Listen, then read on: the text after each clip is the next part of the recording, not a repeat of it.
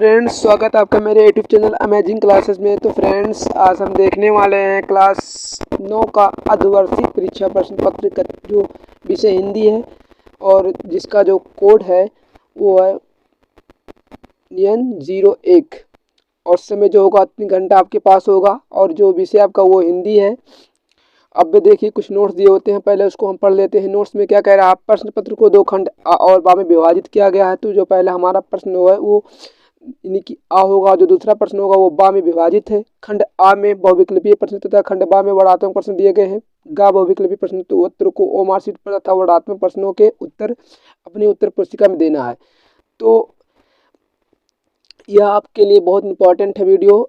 जो भी half yearly exam होगा क्लास कक्षा 9 का अर्धवार्षिक प्री बोर्ड होना, वो बहुत इंपॉर्टेंट है। तो चलिए बिना देरी के हुए हम अपनी वीडियो को शुरू करते हैं। तो देखिए, हमारा जो पहला क्वेश्चन है यानी खंड आ में वो MCQ होगा। हमारा जो पहला क्वेश्चन है वो क्या है, गोदान किस विधि की रचना है। गोदान किस विधि की रचना है। तो जो इसका राइट आंसर होगा फ्रेंड्स वो है ऑप्शन, 4 ऑप्शन दे देंगे आपको। ऑप्शन 1 होगा कहानी, 2 उपन्यास और तीसरा ऑप्शन है निबंध और चौथा है नाटक। तो जो इसका राइट आंसर है वो है ऑप्शन नंबर बी यानी बा, उपन्यास।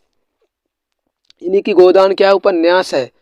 और क्वेश्चन नंबर 2 क्या है, क्वेश्चन नंबर 2 है खड़ी बोली गद्य की प्रथम रचना है। खड़ी बोली गद्य की प्रथम रचना है तो ऑप्शन नंबर ए यानी आ है कबीर वचन सुधा और बा गोरा बादल की कथा और सा कामिनी और दा चिदम्बरा। तो इसका राइट आंसर है फ्रेंड्स दा चिदम्बरा, यानी जो है खड़ी बोली गद्य की प्रथम रचना वो चिदम्बरा है। क्वेश्चन नंबर 3 को हम देखते हैं।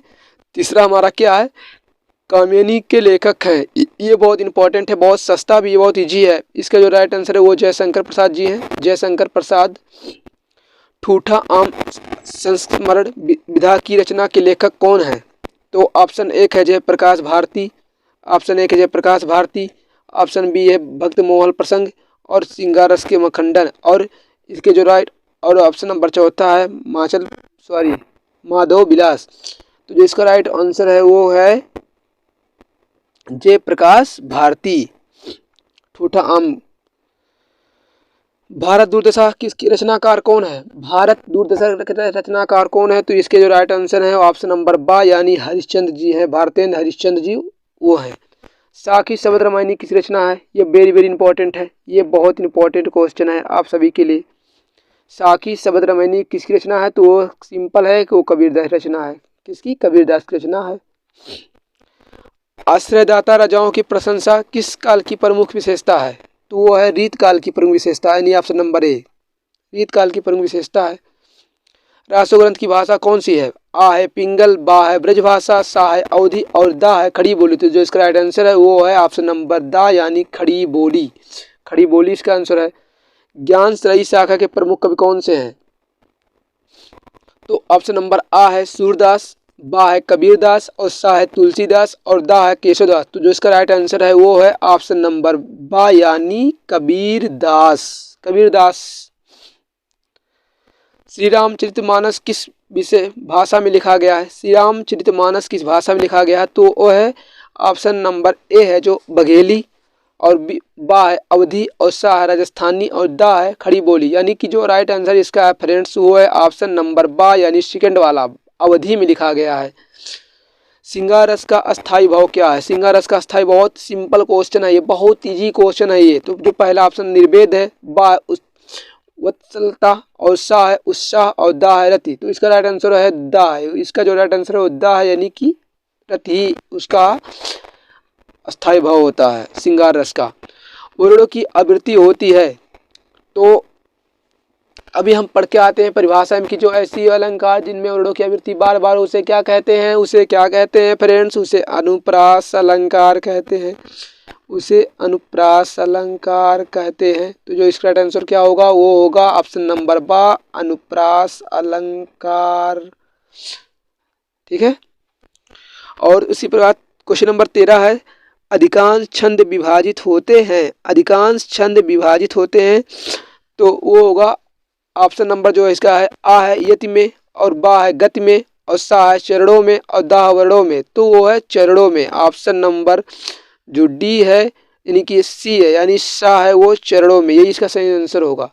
और क्वेश्चन नंबर 14 क्या है, निम्न में से शुद्ध वर्तनी वाला शब्द कौन सा है? तो इसका राइट आंसर क्या है, अधीन, यही सही है। बाकी अधीन लिखा है, ये बारात लिखा है, ये संसारिक लिखा है। अस्थि शब्द का तद्भव क्या होता है? अस्थि शब्द का जो तद्भव होता है वो हड्डी होता है, यानी ये भी गलत है, ये भी गलत है, ये भी गलत है। और ध्यान रखिए आपको ओ मार्कशीट में 4 गोले रहेंगे, 4 गोले से दिए रहेंगे, उनमें से आपको किसी एक को ही अच्छे से फिल करना है, जो सही होगा उसको अच्छे से काले ब्लैक पॉइंट से अच्छे से इसको फिल कर देंगे, वही आपका आंसर होगा। दही शब्द का तत्सम रूप क्या है? क्वेश्चन नंबर 16 क्या है, दही शब्द का तत्सम रूप क्या है? तो क्वेश्चन नंबर जो 16 है, दही शब्द का तत्सम रूप है, तो इसका राइट आंसर हो ऑप्शन नंबर बा है, दघी। उसके बाद क्वेश्चन नंबर 17 है, अज्ञान का विलोम शब्द क्या होगा? अज्ञान का विलोम शब्द क्या होगा? वो हो ज्ञान। सिंपल है यार ये सब।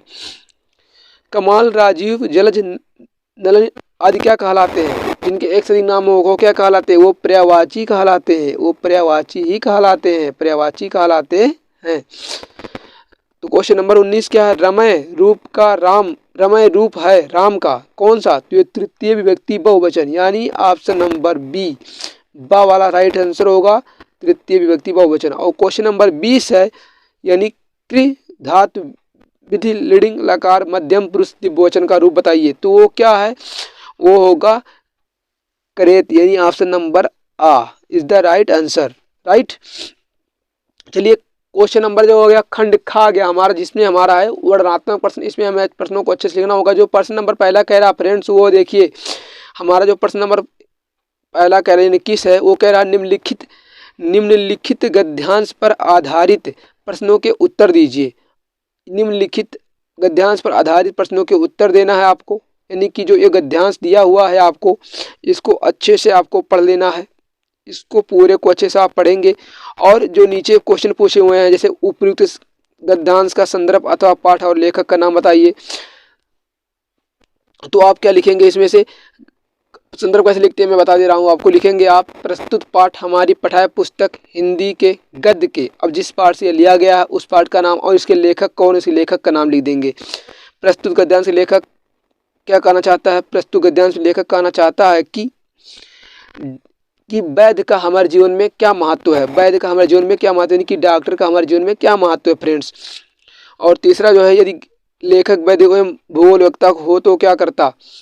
लेखक तात्पर्य करता है कि यदि वह भूगोल के होता या वैद्य होता तो उस लोगों की पारंपरिक इलाज और अच्छी तरह से देखभाल करता। इस तरह से आप लिखेंगे तो ये 6 नंबर टोटल मिलेंगे, यानी कि एक प्रश्न के पीछे 2 नंबर यहाँ पर आपको दिया गया है नंबर, पूरे 6 नंबर अच्छे से आप कर सकते हैं। आप कुछ भी लिखेंगे बस इसी में से ढूंढ लिखेंगे, वो 6 नंबर आपको कन्फर्म मिलेगा फ्रेंड्स। तो छोड़िएगा मत, क्वेश्चन को पूरा करके आना आपको, ये ध्यान रखिएगा। क्वेश्चन नंबर 22 क्या है? निम्नलिखित पद्यांश पर आधारित प्रश्नों को उत्तर देना है। तो इसमें जो देखिए, इसमें क्या करना पड़ेगा, कुछ पद्यांश देने रहेंगे, उसमें से आपको नीचे पढ़ के उसके आंसर लिखना पड़ेगा। देखिए क्या लिखा है, मैं पढ़ दे रहा हूँ। माई री मैं तो लियो गोविंदो मोल, कोई कहे मुघो, कोई कहो सुघो सुंघो, लियो बजंतो ढोल, कोई कहे कारो, कोई कहे गोरो, लियो अमोलो मोल, माई रे मैं तो लियो गोविंदो मोल,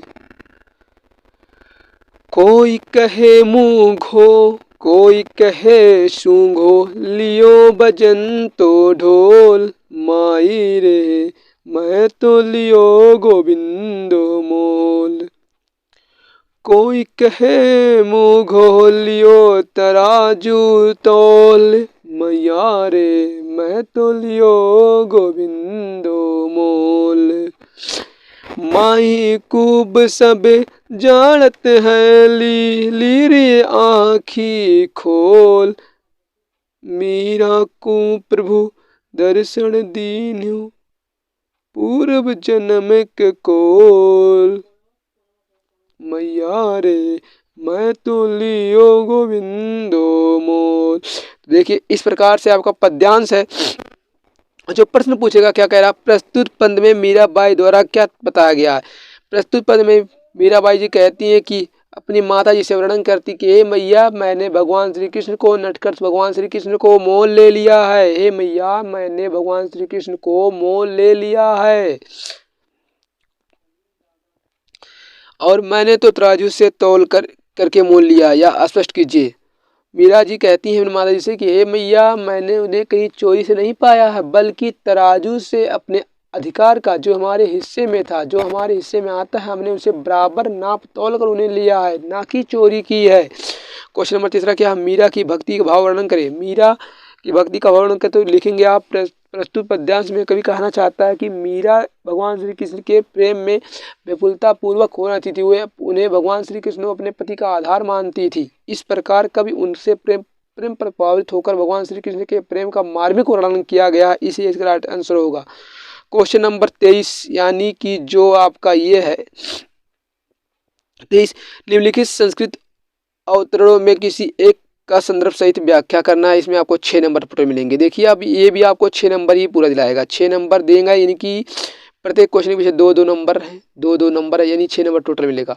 अब देखिए जो क्वेश्चन नंबर 23 है वो क्या कह रहा है कि संस्कृत में है किसी एक को करना है, या तो आप इसे करें, या तो आप इसे करेंगे, या तो इसे करें। तो देखिए मैं पढ़ के बता दे रहा हूँ क्या करना है।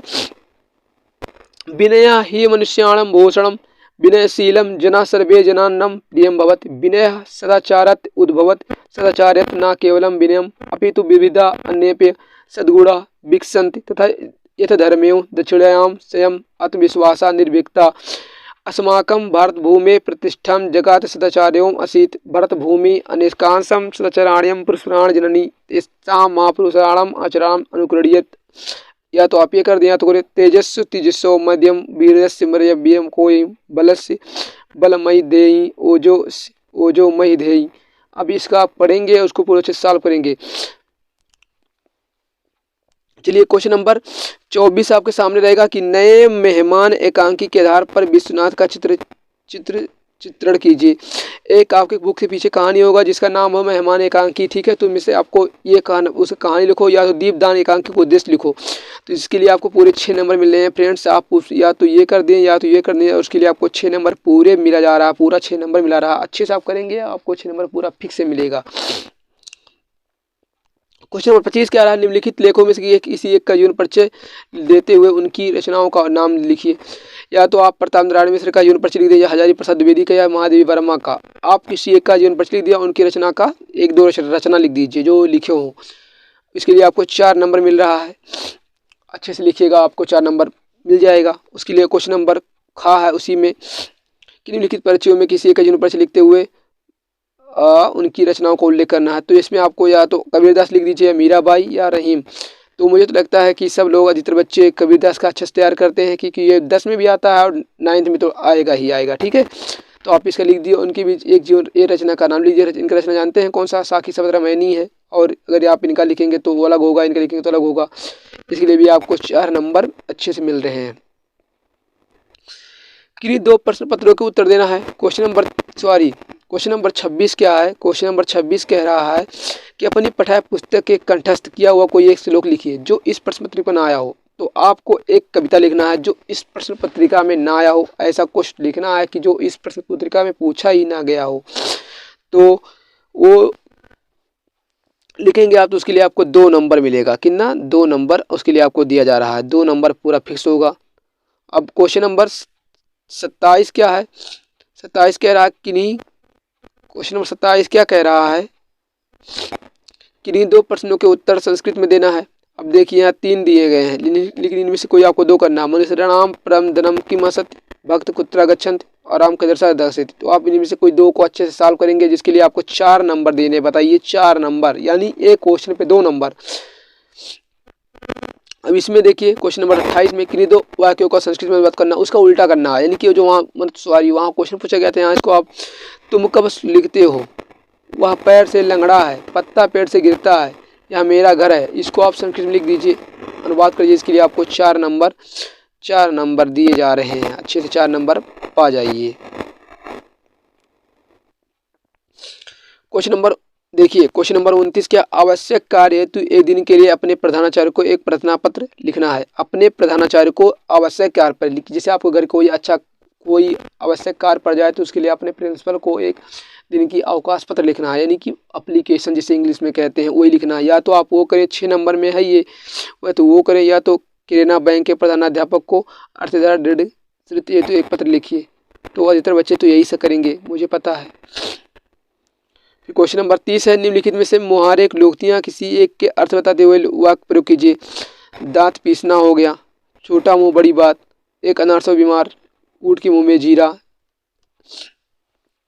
तो उनमें से किसी एक का अर्थ बताते हुए वाक्य प्रयोग करना है। मुहावरे में किसी एक का अर्थ बताइए और उनमें से, ये सब नहीं करना है, उसमें से किसी एक का ही करना है और उसमें उसका एक वाक्य बना देना है। ठीक है, उसके लिए आपको 2 नंबर पूरे मिल रहे हैं।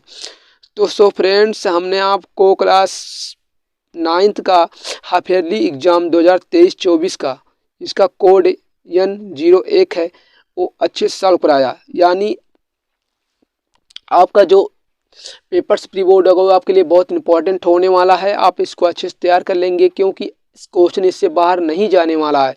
सो फ्रेंड्स, अगर आप मेरे चैनल पर नए हैं तो मेरे इसी तरह के लेटेस्ट वीडियो पाने के लिए मेरे चैनल को सब्सक्राइब कीजिए और बेल आइकन को भी प्रेस कीजिए, ताकि इस तरह के जो लेटेस्ट वीडियो हैं आप तक तुरंत पहुँचे।